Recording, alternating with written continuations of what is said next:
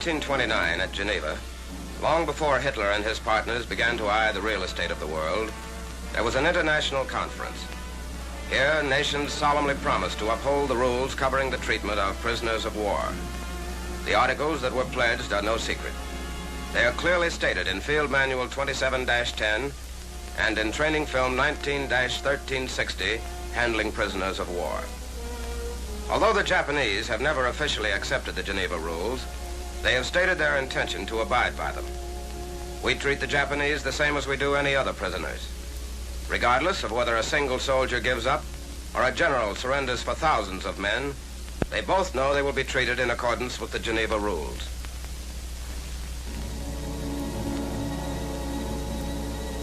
September 16th, 1944, Nazi Major General Erich Elster surrendered his 20,000 men to General Macon of the 83rd Division near Loire, France.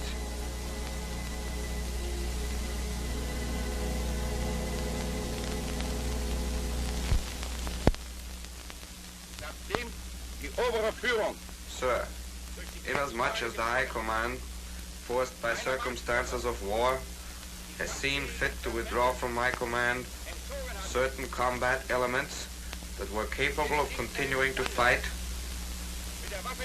I am no longer in a position to break through to the German frontier by force of arms.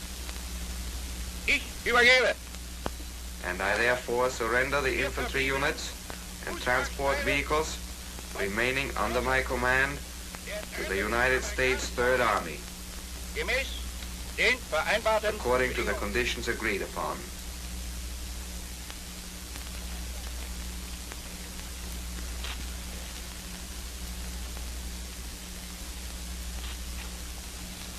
General Elster, acting for the commanding general of the 9th United States Army, Lieutenant General William H. Simpson, and on behalf of the Army of the United States, I accept your surrender. You, your officers, and men will be given treatment in accordance with the principles of the Geneva Convention.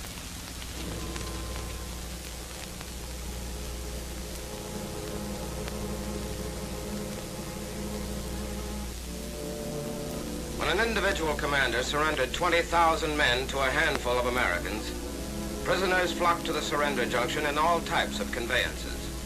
Horse-drawn hay wagons taken from pillaged French farms, command cars, engineers' trailers, supply vans, fuel trucks, lumber carriers, and even bicycles.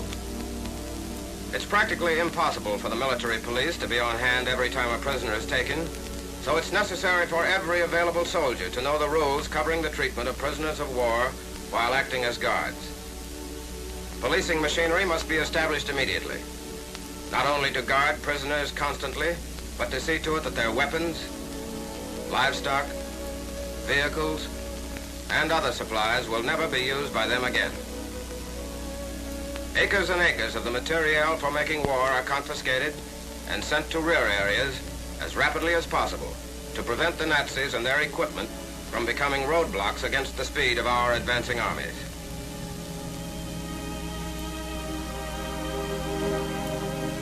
Prisoners of war, trudging back to internment camps along roads which, a few years before, trembled under their proud goose-stepping.